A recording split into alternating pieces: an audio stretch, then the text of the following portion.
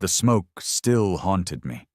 Even when the fires were out, even when the rubble cooled and the bodies were buried in hurried graves, I could still smell it clinging to my skin. The stench of burning plaster, charred wood, and flesh that never had a chance to grow old. They didn't strike a fortress, or a military outpost, or even a shipyard. No, they bombed an orphanage. A cluster of rundown stone buildings on the edge of New Carthage, housing 200 children, most of them war refugees who had already lost everything once. Their laughter had been the last bright sound in a city full of hunger and exhaustion, and in one night, the enemy silenced it forever. I was there. That was the part that broke me in ways I still can't put into words. I had been assigned to deliver supply crates, food rations, blankets, a handful of medical kits. A simple job. Nothing glorious, nothing dangerous. I was sitting with the caretaker, a gray-haired woman who still carried herself like a soldier, drinking thin coffee and listening to the children playing outside. Then the air raid sirens screamed, late, far too late. The first blast threw me against the wall, splitting my forehead open. The caretaker died instantly, shrapnel in her throat. I stumbled outside, dazed, ears ringing, and all I saw was fire. Fire where the dormitory had been. Fire where the classrooms had stood. Fire swallowing children before they could even cry for help. I pulled as many as I could out. 4. Just 4. Out of 200. And when I staggered into the street, carrying their trembling bodies, the world around me was nothing but dust, blood, and silence. Something inside me snapped that night. I had been a soldier before, yes. I had fought battles, lost comrades, stared down death. But this wasn't war. This was cruelty. This was the enemy telling us we weren't even worth fighting straight. That humanity was so far beneath them that children were fair targets. They believed we would break, that we would mourn in silence, bury the bodies, and surrender like cowards. Instead, we chose total war. The council hesitated, of course. They always did. Politicians who never saw the battlefield wrung their hands and spoke of negotiations, of keeping the moral high ground. But men like me, the ones who had smelled that smoke and heard those screams, we weren't waiting. We gathered in basements, in ruined warehouses, in the shadows of cities they hadn't bombed yet. Veterans, smugglers, miners, farmers with nothing left to lose. We looked one another in the eye, and every single one of us carried the same fire burning in our chest. We didn't want justice. We didn't want peace.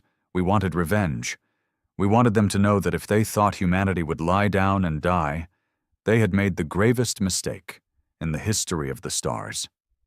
The first mission was small. A patrol ship. 3 of us slipped aboard with stolen clearance codes, planted charges in the reactor, and left its crew of 70 as drifting ash in orbit. The enemy didn't even notice at first. They thought it was an accident. The second mission was larger. A fuel depot on the moon of Athros. We turned it into a sun, killing hundreds, maybe thousands. That time they noticed.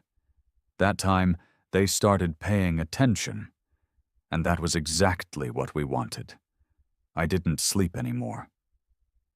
When I closed my eyes, I saw children's hands clawing at burning wood.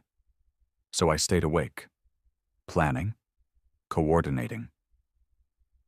Turning broken men and women into soldiers again. They thought the orphanage was the end of us, but it was only the beginning. They had no idea what kind of monsters they had created that night. Because once humanity decides on total war, there are no limits, no mercy, no surrender. We were coming for them. Every city, every fleet, every planet they had the arrogance to claim. We were going to show them what it meant to make war with mankind, and I swore, on the ashes of those 200 children, that we would not stop until they learned to fear the very word human. The night we destroyed the fuel depot on Athros, the stars themselves seemed to shudder. For the first time, the enemy felt a taste of what was coming. They had grown arrogant, used to crushing colonies, bombing cities, and watching broken survivors bow. But Athros was different. That depot was a lifeline, feeding their fleet that prowled the mid-rim. When it went up in a sun-bright explosion, it took 3 destroyers docked for resupply with it. And more importantly, the fire spread, metaphorically, but no less lethal. Across human space, whispers began to ripple. "We are not powerless." That whisper was my weapon. The enemy wanted us afraid. Instead, we were furious. Fury, when sharpened, becomes a blade sharper than any forged metal. I spent sleepless days gathering men, training them, teaching them to fight like shadows. We couldn't match the enemy fleet for fleet, soldier for soldier. But we could cut out their heart piece by piece. They believed in clean wars, set-piece battles. We believed in vengeance. The council tried to stop us. They sent envoys, messengers, even threats. They spoke of restraint, of human dignity. I laughed in their faces. Dignity? Tell that to the ashes of New Carthage's children.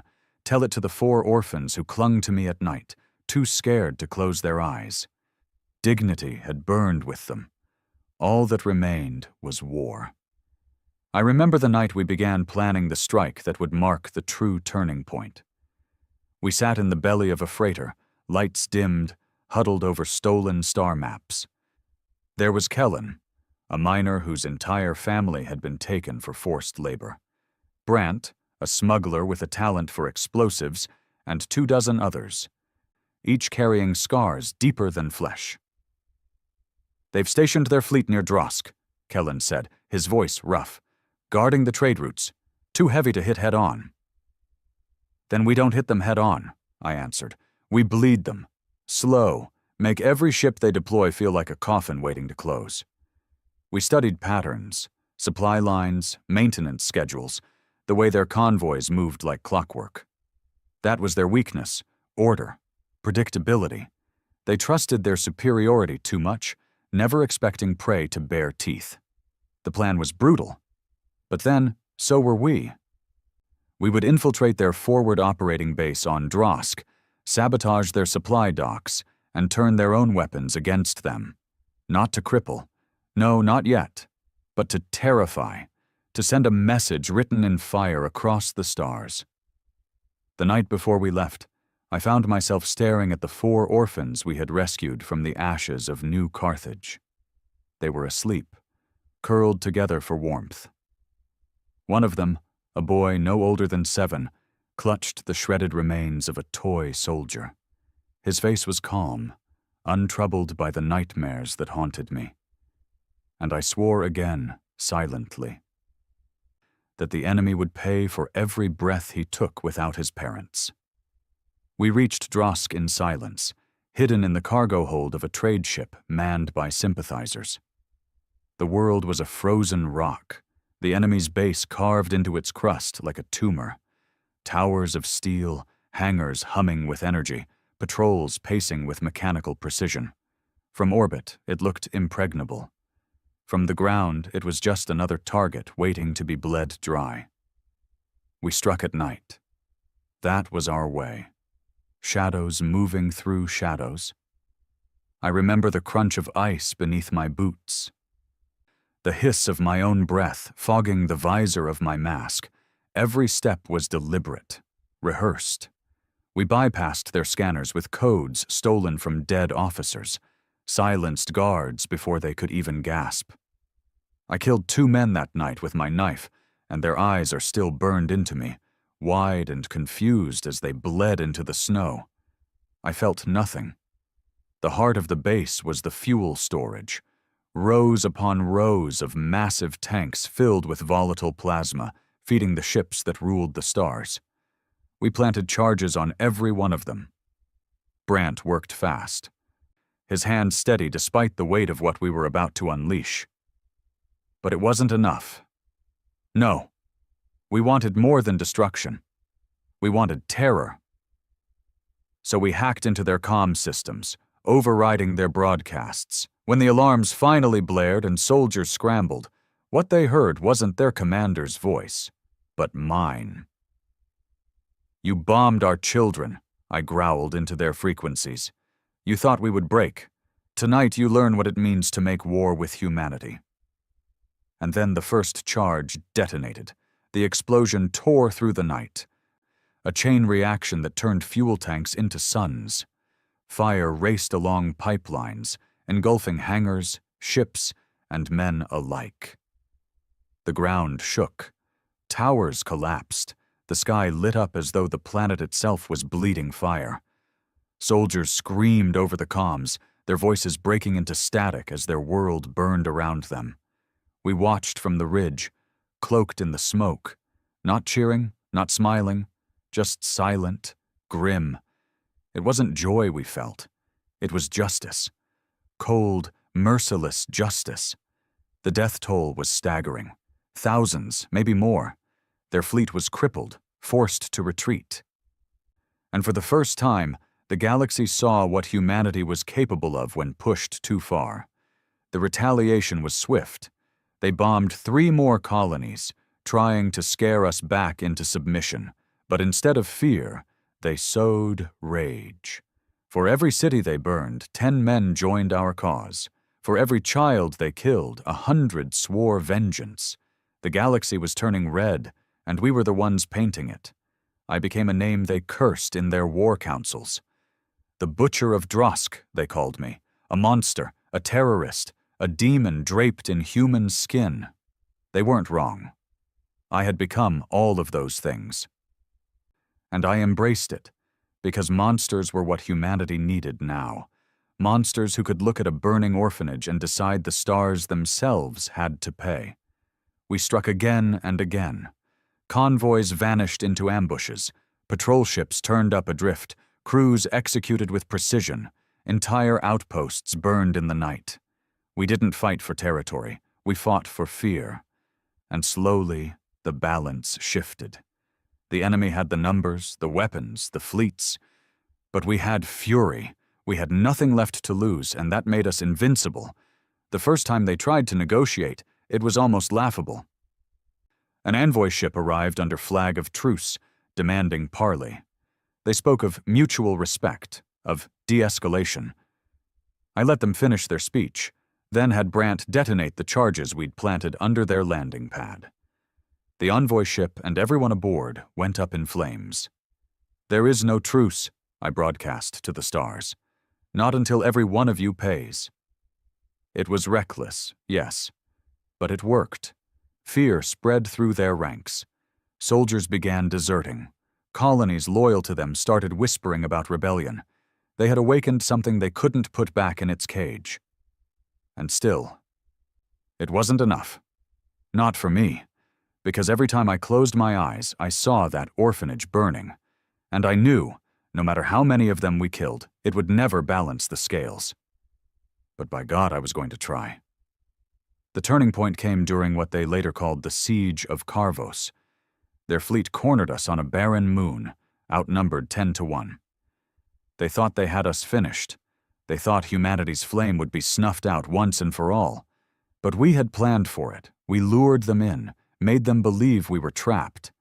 And when their ships descended, we detonated the mines we'd buried deep within the moon's crust. Entire fleets shattered in the blast, torn apart by fire and rock. The survivors limped away, broken, demoralized. That was the night the galaxy understood. Humanity wasn't prey anymore. We were predators. And as I stood on the scorched ground of Carvos, watching enemy wreckage rain from the sky, I felt a grim satisfaction settle in my chest. Not joy, not triumph. Just the cold certainty that we had crossed a line there was no coming back from. They had bombed an orphanage, thinking it would break us.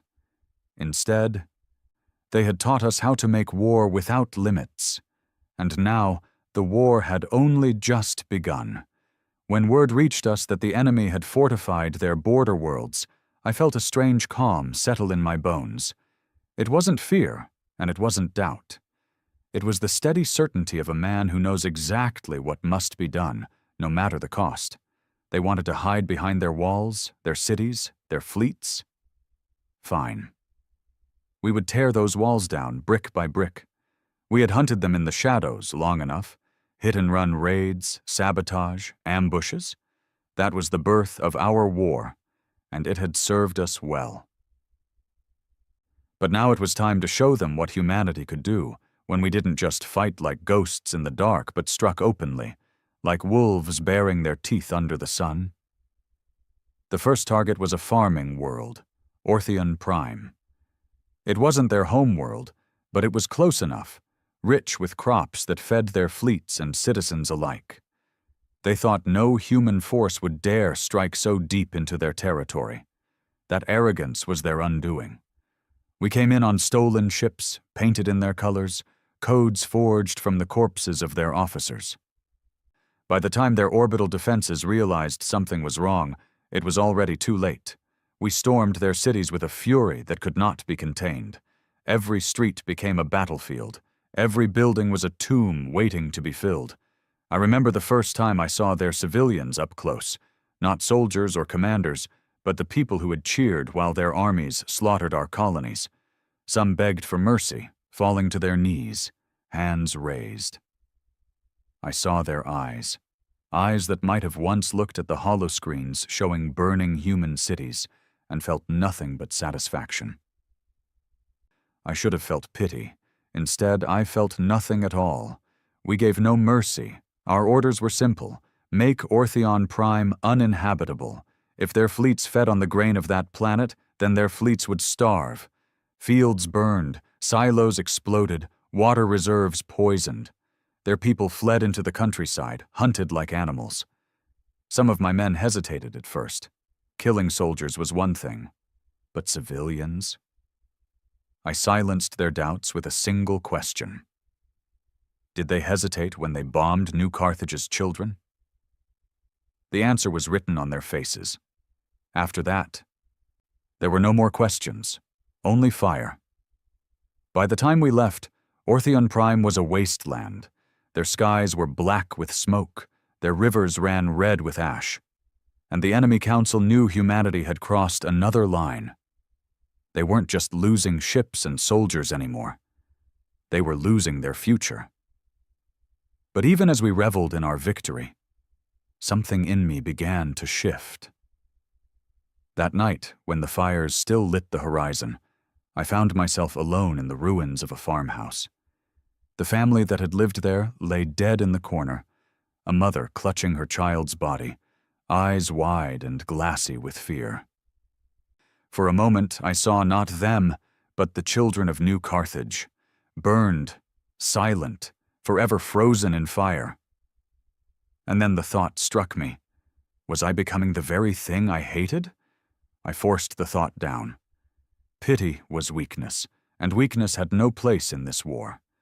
But it lingered in the corners of my mind, like a shadow I couldn't shake. The raids escalated. We moved from Orthion Prime to Caltheris, then Veiros, striking deeper each time. Every world we touched was left scarred, burned, broken. We weren't just crippling their armies, we were dismantling their civilization. And the galaxy was watching. Other races, ones that had once dismissed us as primitives, began to whisper. Some joined us out of fear or respect. Others stayed silent, but I saw it in their eyes when we passed. They no longer looked at humans as prey. They looked at us as predators. Dangerous, unpredictable, ruthless. And still, the enemy resisted. They gathered their fleets, regrouped, struck back where they could. Entire human colonies were wiped out in retaliation. The war became a spiral of slaughter, each atrocity feeding the next. We bombed their cities. They burned our farms. We executed their prisoners. They crucified ours in public squares. Humanity had lit a fire that could no longer be contained, and it was consuming everything. I became something else in those days. Not a man, not even a soldier, a symbol, a monster draped in human skin. The enemy gave me names meant to terrify. The Ashbringer, the Butcher, the Phantom of Drosk. My own people whispered my name with reverence and fear. Children on shattered colonies were told bedtime stories about me, not as a hero, but as a warning. Don't cross him, or he'll bring hell to your door. And the truth? They weren't wrong. Because the deeper we pushed into enemy territory, the more ruthless I became. When soldiers hesitated, I shot them myself. When civilians resisted, I ordered their entire towns burned. Mercy had died in New Carthage, and I carried its corpse with me wherever I went. But the nightmares came too. In the silence between battles, when the gunfire stopped and the screams faded, I would see faces in the dark. The children of New Carthage, the mother and child on Orthion Prime, the eyes of soldiers I had killed with my own hands. They stared at me, accusing, silent. I told myself it was weakness, that I could bury it in blood, but it gnawed at me, hollowing me from the inside. The breaking point came at Veyros. We had cornered a garrison in the city's heart, hundreds of soldiers barricaded in a hospital. My men wanted to storm it, fight room by room, but I knew that would cost us dearly. So I made the choice. We sealed the doors and set the building ablaze. Screams echoed for hours as fire devoured everything inside. That night, as the city burned, one of my men, Kellen, the miner who had been with me since the beginning, confronted me. "You're not fighting for humanity anymore," he said, his face pale in the firelight. "You're fighting for yourself, for your hate." I stared at him, hand on my weapon. For a moment, I considered killing him then and there, but something in his words cut deeper than any blade. Maybe he was right. Maybe I wasn't fighting for humanity. Maybe I was fighting because I no longer knew how to stop. Still, I couldn't admit it. Not then. Not ever. So I told him the only truth I could cling to. They killed our children. Until every one of them is ashes, I won't stop. He said nothing after that. Just walked away, his shadow long against the flames. And so we pressed on, into deeper space, closer to their core worlds. Every strike left me emptier, but every strike also brought us closer to the vengeance I craved. The enemy was bleeding now, desperate, afraid. And when their leaders finally begged for peace, offering terms, treaties, concessions, I spat on their words. Peace? There was no peace, not anymore. They had taught us total war, and now we were giving it back to them, 100-fold. And as I looked at the smoldering ruins of Veyros, I realized something that chilled me more than any enemy weapon ever could. Even if we won, even if we burned their entire empire to the ground, there would be nothing left of me to return home. Because the man who had once carried food to orphans in New Carthage was gone. And in his place stood something else, something forged in fire, sharpened by hate, sustained only by blood, a monster humanity needed. But still a monster. The path to their homeworld was carved in fire. Every fleet they sent to stop us, we shattered. Every colony that resisted, we burned. Every plea for mercy drowned beneath the roar of our vengeance. Word spread across the galaxy that humanity was coming, and nothing could stop us. For the first time in history, the enemy found themselves afraid. Truly afraid. But fear wasn't enough for me. Fear could fade, fear could be forgotten. What I wanted, what I needed, was permanence. I wanted their homeworld itself reduced to ashes. I wanted their children to grow up with the sky forever scarred, a reminder etched into their very blood that they should never have dared to touch ours. So we gathered everything we had. The fleets we had stolen, the armies we had raised, the worlds we had conquered. Humanity had never been so united, never been so single-minded. Every soldier, every ship, every bullet carried the same message. This is for New Carthage. When the order was given, we moved like wolves who had scented blood. Their home system was heavily defended, of course. Dozens of fleets, orbital platforms, planetary shields that shimmered like God's armor. They believed themselves untouchable, but arrogance blinds, and we knew how to exploit it. We came not in one wave, but many. Fractured fleets, raiding parties, suicide runs that tore at the edges of their defenses. We bled them piece by piece, forcing them to exhaust themselves, to spread their forces thin. And when they thought they had weathered the storm, when they thought humanity had given everything it had, we unleashed the full weight of our fury. I stood on the bridge of our flagship, a vessel once theirs, now draped in human banners, watching the void ignite with battle. Our ships darted between theirs like daggers, striking fast, retreating, striking again. Mines detonated in patterns only we knew. Kamikaze runs turned entire cruisers into fireballs. The battle raged for days. Blood and fire filled the void, wreckage blotting out the stars. And through it all, one truth became undeniable. We would not be stopped. At last their fleets broke, shattered, routed. Their homeworld lay bare before us, its shields flickering under the pounding of our guns. When the order came to bombard the planet, I hesitated. Not because I doubted, but because the weight of it pressed down on me like a mountain. This wasn't a colony. This wasn't an outpost. This was their heart, their cradle, their pride. Destroying it meant destroying not just their army, but their soul. And I knew then, once we did this, there was no going back. I looked around the bridge. My men watched me, eyes burning with rage, with hunger.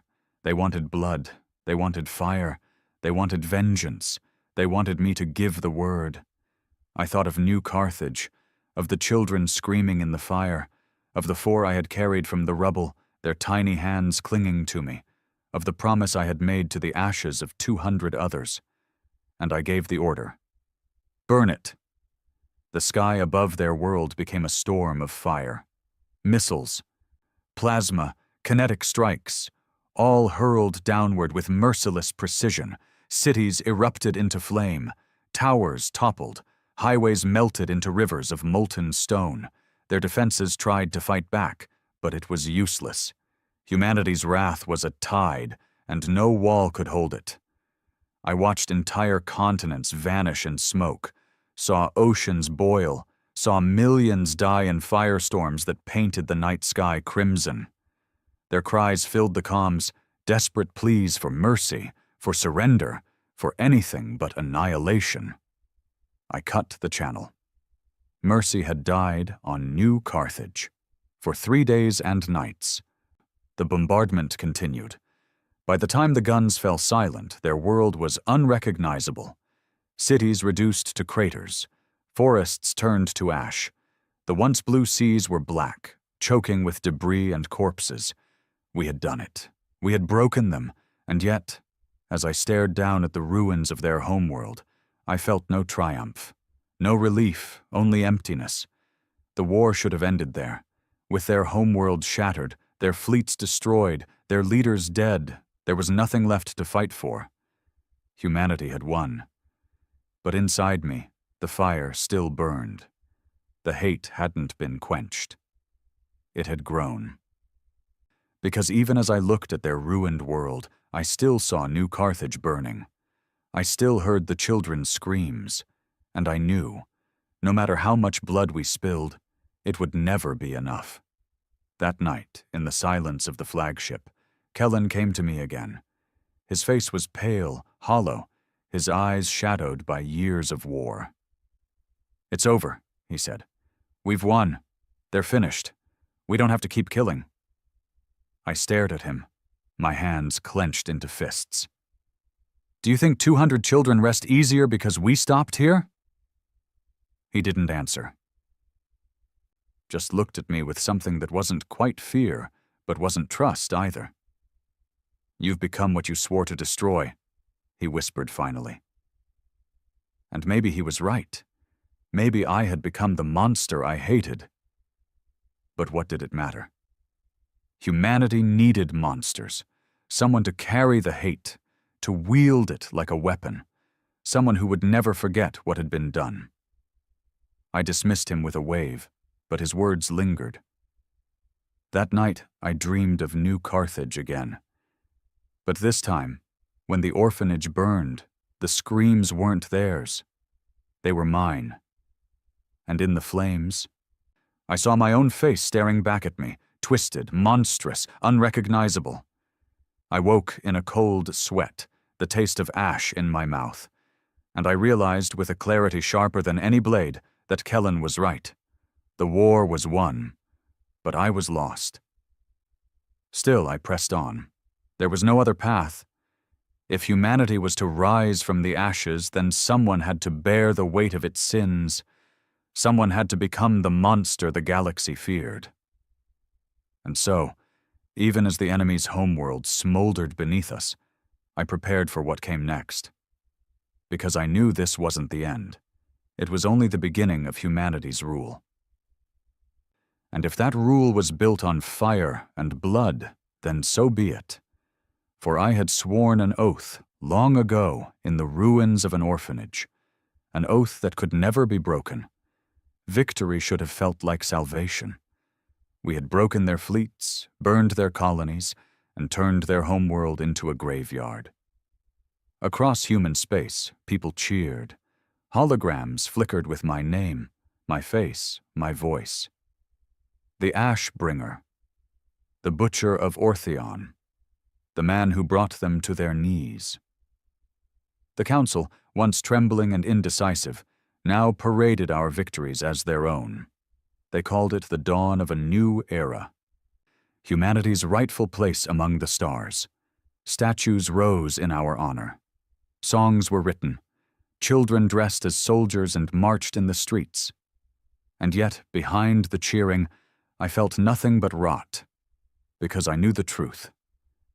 We hadn't just won. We had lost something far greater. We had become monsters. It began in whispers. Men who once swore vengeance now muttered doubts in the dark.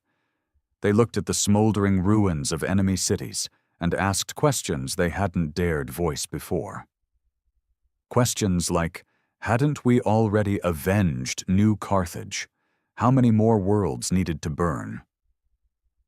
How much blood would be enough? And those whispers reached me.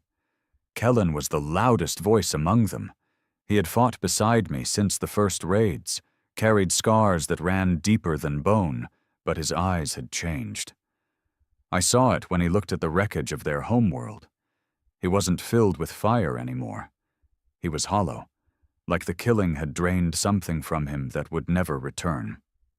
One night, in the ruins of their capital, he came to me. The streets still smoldered, the air thick with the stench of death.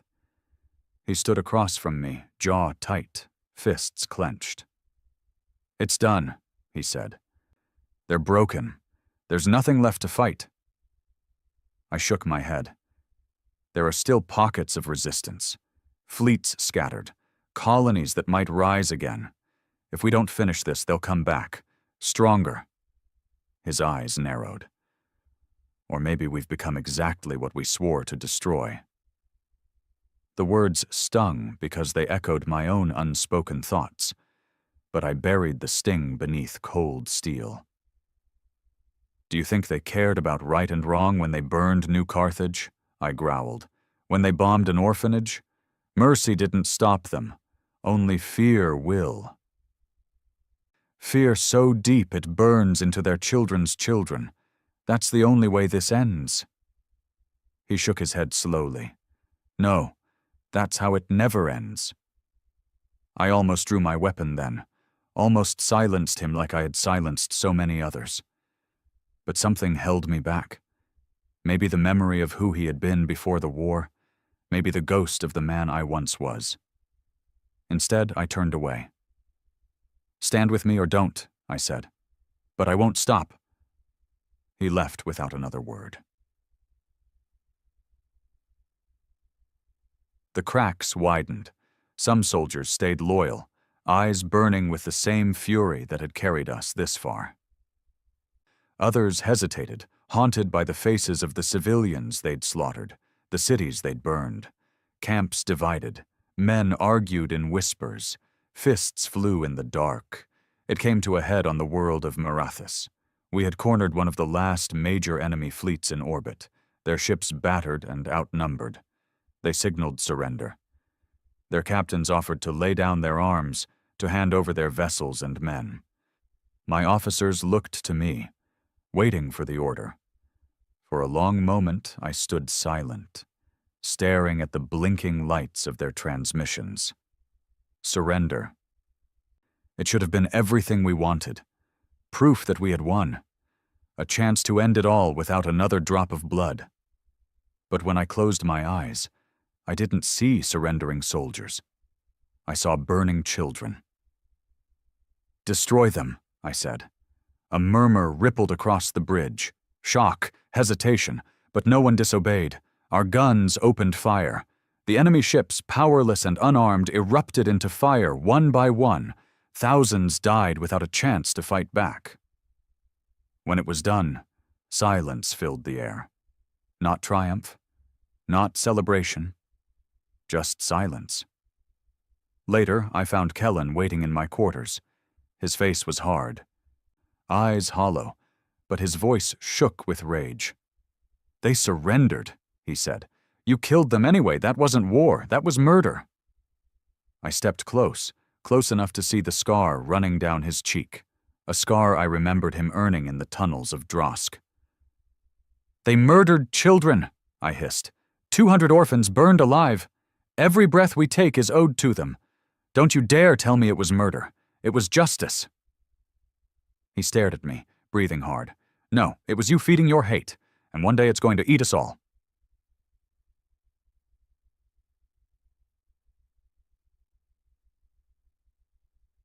The rebellion began in whispers, just as the doubt had. Small groups breaking away, refusing orders, disappearing into the void.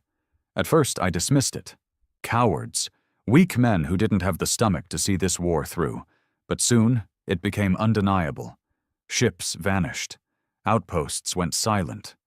Rumors spread of human soldiers refusing to fight, of men raising arms against their own. And always, always, Kellen's name at the center of it. Part of me wanted to hunt him down, to silence him once and for all. But another part, a darker part, wanted him alive. Because as long as he walked the stars, as long as his voice carried through the shadows, I had an enemy to justify my hate. The council grew nervous. They saw the cracks in our unity, feared the war would turn inward. They begged me to ease, to show restraint, to let peace settle now that humanity had risen. I ignored them. Politicians knew nothing of blood. But at night when I closed my eyes, the doubt gnawed at me. Not just doubt about Kellen, not just doubt about the war, but about myself. Because the man I had been, before the orphanage, before the fire, would have spat in the face of the monster I had become. And still, I pressed on. The war against the remnants dragged longer than I had expected. For every colony we burned, 2 more resisted. For every fleet we destroyed, stragglers found ways to fight back. It was never-ending, an ocean of blood that swallowed everything in its path. And somewhere in that ocean I realized something terrible. I didn't want it to end. The war was all I had left. Without it, I would be nothing but a man haunted by ghosts. Without it, I would have to face what I had become. So I fed it, nurtured it, fanned the flames even as the galaxy trembled. My soldiers called me commander. The council called me a hero. The enemy called me a monster. And in the dark, when no one could hear, I called myself nothing at all. It was on the burned plains of Sarathus that I finally saw Kellen again. His men had risen against ours, ambushing one of our convoys. We tracked them, cornered them in the ruins of a city that had once been theirs. When I found him, he wasn't hiding. He stood in the open, rifle lowered, eyes steady. Behind him, his men aimed their weapons, but none fired. "It ends here," he said. I raised my gun. "You think you can stop me?" He shook his head. "No, but I can remind you of who you were." The words cut deeper than any bullet. Who I was, I tried to remember. The man who carried food to orphans, who fought for justice, who believed in something more than hate. But he was gone, buried in fire and ash. "You're too late," I said. "That man died in New Carthage." Kellen's eyes didn't waver. "Then maybe it's time you joined him." We stared at each other across the ruins, weapons raised, soldiers tense. For a moment, the galaxy held its breath. And I realized the greatest threat to me wasn't the enemy we had fought so long. It was the man standing before me, the friend who still carried a piece of the humanity I had lost. The standoff didn't end that night. Shots weren't fired. But the war had shifted. Because now it wasn't just humanity against the galaxy. It was humanity against itself. And I stood at the center, torn between the monster I had become and the man I had buried in the ashes of New Carthage. The war should have ended with their homeworld in ashes. Instead, it only fractured. We had clawed our way from prey to predator, dragging humanity into the center of the galaxy's stage. But instead of standing united, our victory splintered us. The soldiers who had once roared my name in battle now whispered doubts in the dark. Colonies that had bled for vengeance now spoke of peace. And everywhere, in every whisper of rebellion, I heard one name. Kellen. He had become a ghost in my war, slipping from world to world, speaking words sharper than blades. Men who had followed me for years now abandoned their posts to join him. He called for restraint, for rebuilding, for humanity to stop before we became indistinguishable from the monsters we had fought. His words spread like infection. At first, I tried to stamp it out the way I always had, with fire. Camps suspected of harboring his followers were razed. Ships that carried defectors were hunted and destroyed. But the more blood I spilled, the more his shadow grew. Every act of ruthlessness that once made men fear me now drove them into his arms. For the first time since New Carthage, I felt something I hadn't in years. Doubt.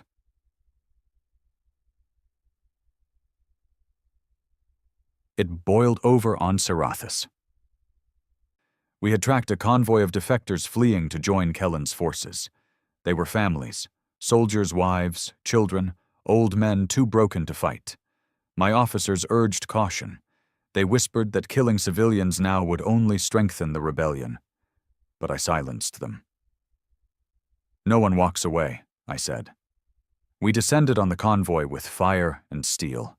Ships screamed as we tore them from the sky, bodies scattering across the barren plains. When it was done, silence fell. A silence heavier than any battle I'd ever fought. My men didn't cheer. They didn't roar victory. They only watched me, eyes hollow, faces pale. And in that silence, I felt their loyalty crack.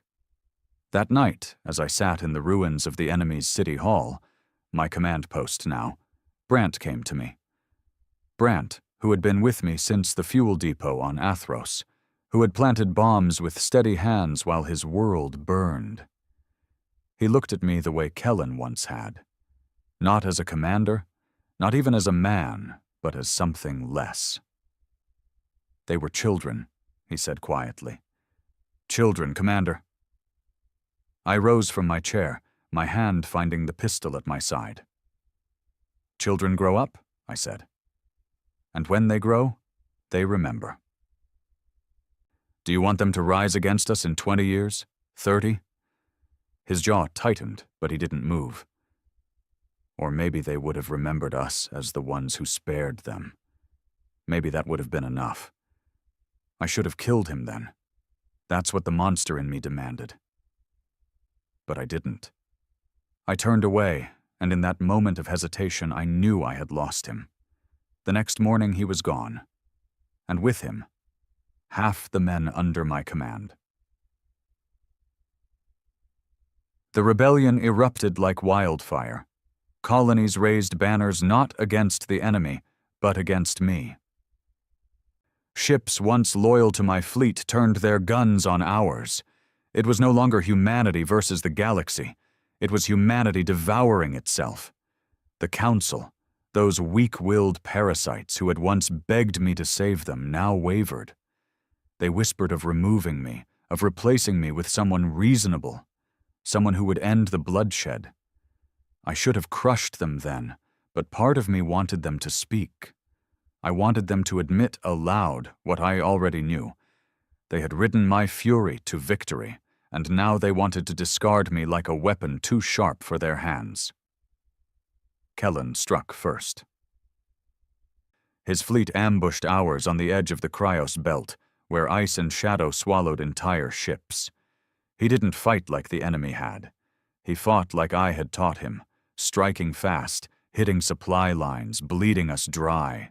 It was like staring into a mirror, watching my own tactics used against me. The first battle cost us dearly. Ships lost, men captured. And for the first time, my soldiers began to ask what we were fighting for. I told them the same thing I had always said: New Carthage, the orphanage, the children. But even as the words left my mouth, I saw the way they looked at me.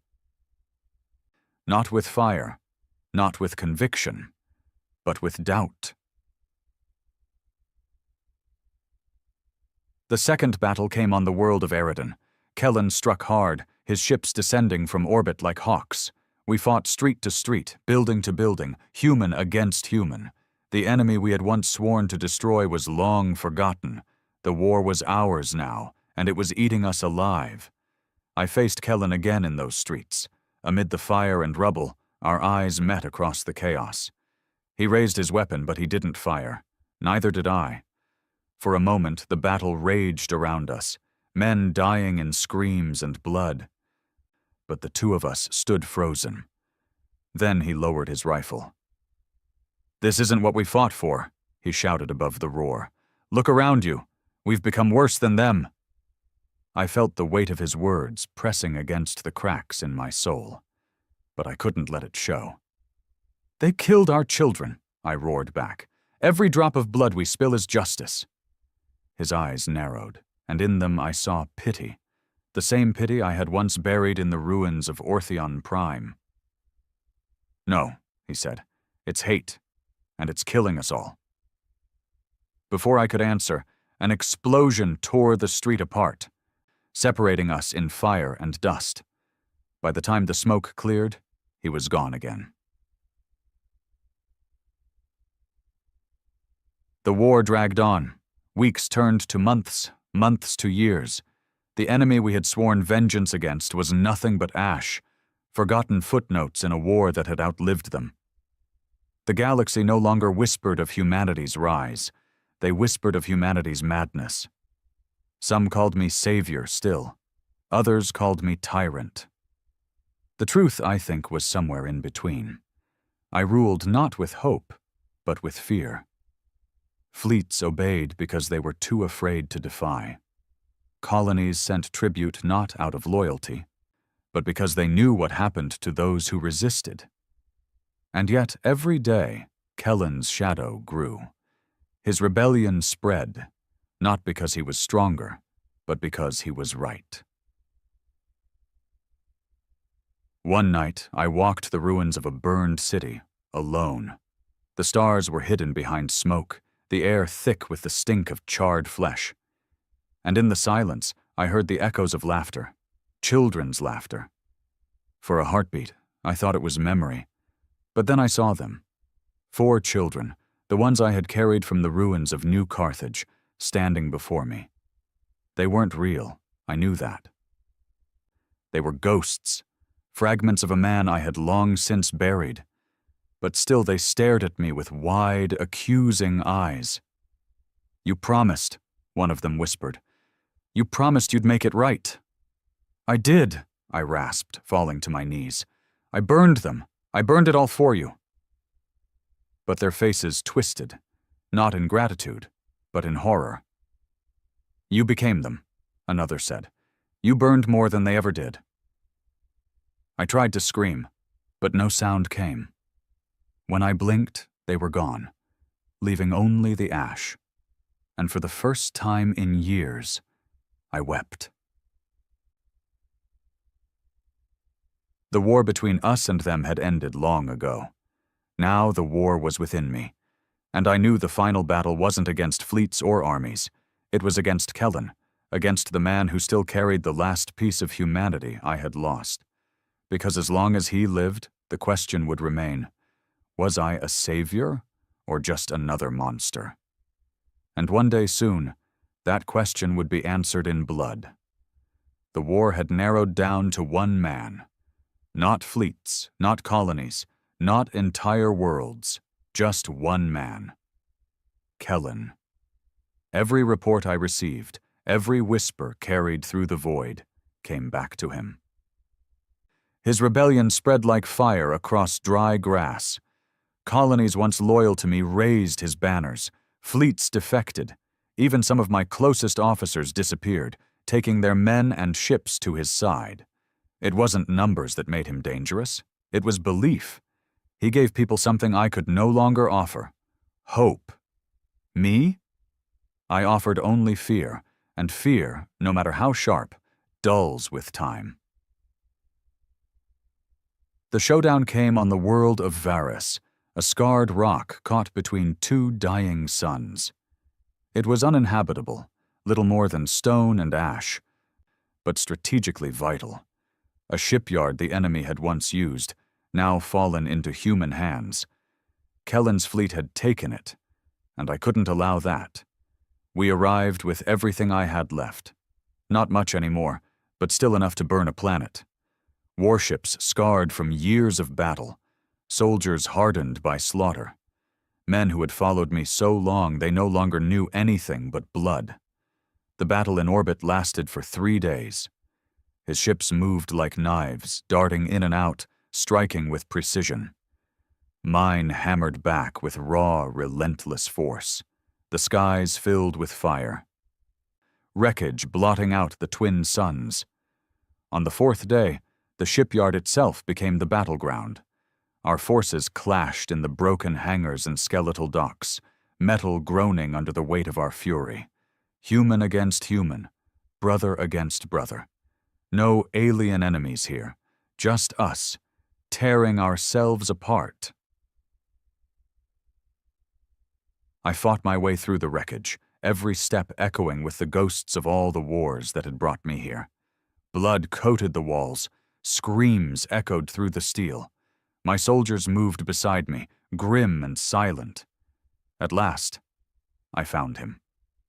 Kellen stood at the center of the shipyard's ruined command tower, rifle lowered, armor scorched but unbroken. Behind him, his men watched with tense eyes, weapons at the ready. But he didn't raise his gun. He just stared at me, the weight of years in his eyes. "It ends here," he said. His voice was steady, calm, as if the chaos outside meant nothing. I raised my weapon. "You're right. It ends with you." He shook his head. "No, it ends with us, one way or another." For a moment, silence stretched between us. The screams of men dying outside faded. The rumble of ships overhead became distant. It was just the 2 of us, standing on the bones of everything we had built and destroyed. "You think you've saved humanity," Kellen said, stepping forward. But look around you. What's left? Ruined worlds, burned cities, fleets fighting each other. You didn't save us. You doomed us. I felt the fire rising in me, the same fire that had carried me from New Carthage to here. I gave us fear. I gave us respect. They bombed our children, and now the galaxy will never forget what happens when you touch humanity. And at what cost? He demanded. How many children have we burned since? How many cities have we reduced to ash? Tell me, do you even remember their faces anymore, or do you only remember the hate? The words cut deep, sharper than any blade. Because I did remember. I remembered every face, every scream, every hand reaching for mercy I had denied. They haunted me in the silence between battles, but I couldn't let him see that. They made us monsters, I growled. I just made sure the galaxy learned to fear those monsters. He shook his head. No, you chose this. We all lost something that day on New Carthage. But you let it consume you. You stopped fighting for humanity a long time ago. Now you're fighting only for yourself. For your hate. My men shifted behind me, uneasy. I could feel their doubt pressing in, the cracks widening. They were waiting to see what I would do, waiting to see if I was the man they had followed all these years, or just the monster Kellen claimed I had become. I raised my weapon higher. Step aside, Kellen, or I'll end this here. His eyes didn't flinch. He didn't move. You can kill me, he said quietly, but you can't kill the truth. They'll still know. They'll know you led them into darkness and called it victory. The words burned, because in the pit of my soul, I feared he was right. The standoff stretched. My finger hovered on the trigger, my heartbeat thundering in my ears. Every instinct screamed to pull it, to silence him once and for all. But something in his eyes, something unbroken, something human, held me frozen.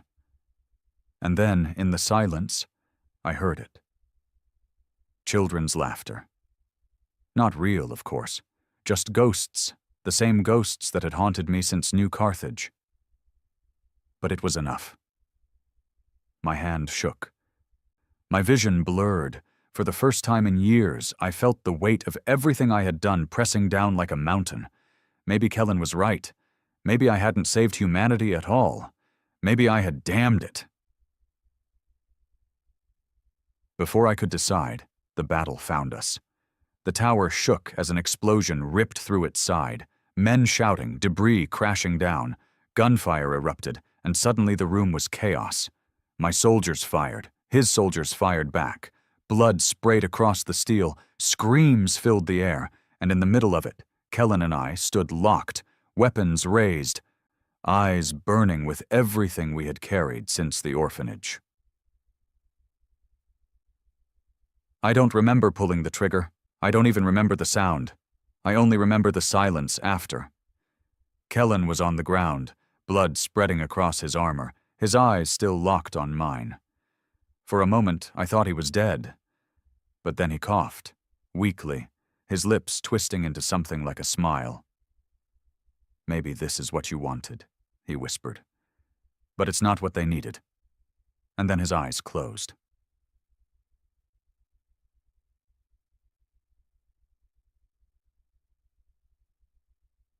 My men pulled me back as the tower collapsed around us.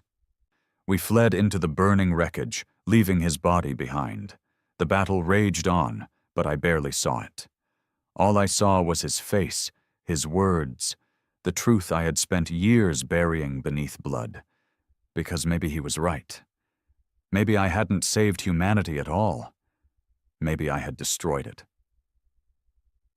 But even as doubt gnawed at me, another truth burned hotter. The galaxy still feared us, and fear, even built on ash and lies, was enough. So I told myself as the fires of Varys burned. It didn't matter what I had become. It didn't matter what ghosts haunted me. All that mattered was that the galaxy would never again dare to touch humanity. even if it meant humanity had to fear me too. The fires of Varus burned for weeks.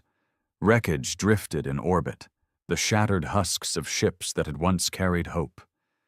Below the surface was a graveyard of steel and blood. The shipyard was gone, the towers reduced to ash, the ground littered with corpses. Human corpses. We had fought the war to avenge our dead, and in the end all we had managed was to pile more bodies onto the pyre. Kellen was gone. His rebellion shattered, his men scattered. Word spread that he had fallen in the battle, cut down in the command tower. Some whispered I had killed him myself, others whispered he still lived, carried into the void by the few loyal enough to drag his body from the flames. I didn't correct them, I didn't confirm, because the truth was heavier than I could bear. When I returned to the flagship, the men no longer cheered. They didn't look at me with fire in their eyes, or fear, or even loyalty. They just looked hollow. The council hailed me as the man who had preserved unity, who had put down the rebellion, who had secured humanity's future. They held parades, raised monuments, declared the beginning of a golden age. But I saw the cracks. Colonies simmered with resentment. Soldiers whispered of Kellen's words. The galaxy, once terrified, now looked at us with something colder than fear. Disgust.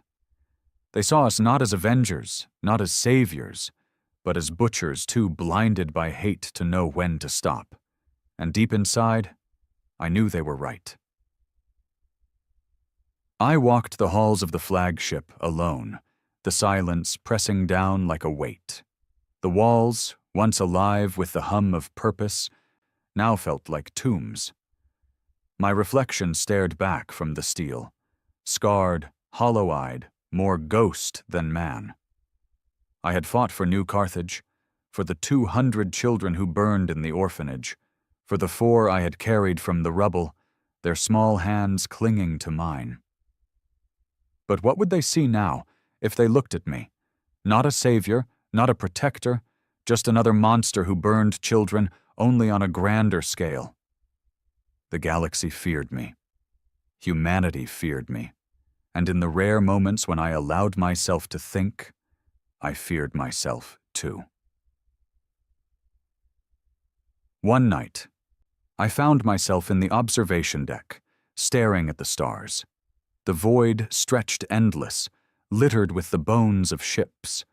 And for the first time since the orphanage, I let myself ask the question I had buried beneath fire and blood. Was it worth it? Was vengeance worth the cost? 200 children had died in New Carthage. How many thousands had I burned in their name? How many cities had I turned to ash? How many lives had I snuffed out, chasing a justice that never came? The answer came not in words, but in the silence of the stars. It hadn't been worth it. Nothing could ever be worth it.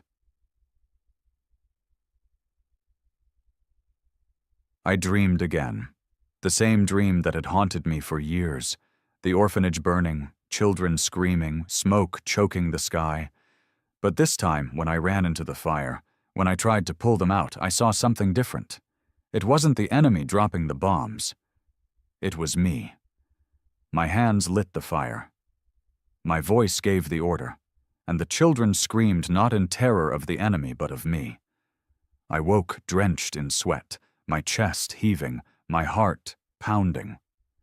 And for the first time, I understood the truth I had spent so long denying. I had become what I hated.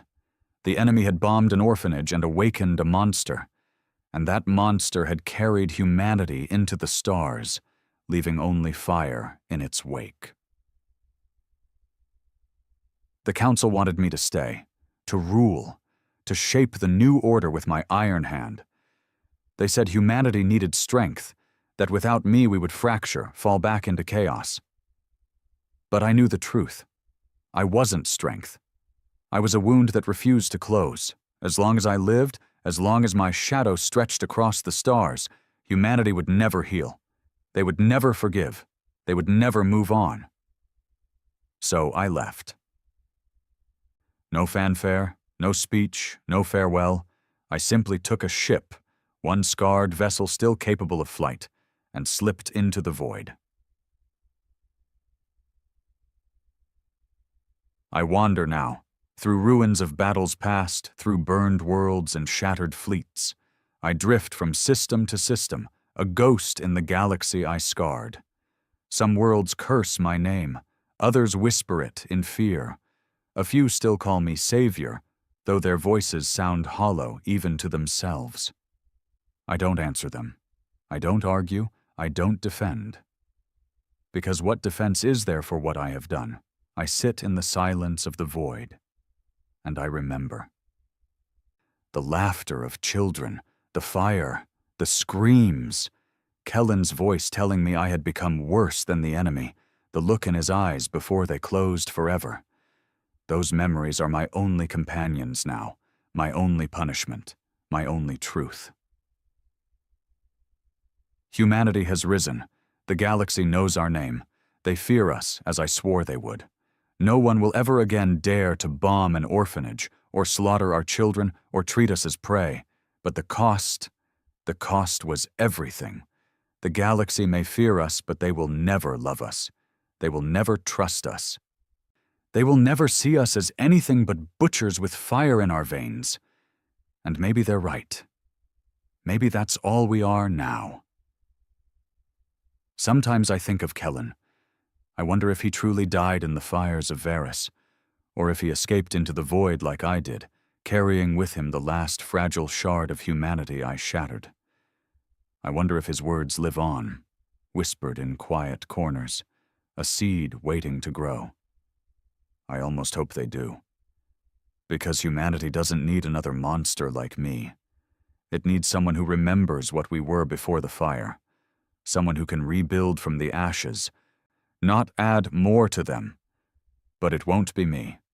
I am the Ash Bringer, the monster they created, the monster humanity followed, the monster who burned the galaxy so no one would ever forget New Carthage. That is my legacy. Not salvation, not justice, not victory, just ash. And yet, when I close my eyes, when the silence of the void wraps around me, I still hear them, the laughter of children. For a heartbeat, it almost sounds real, almost.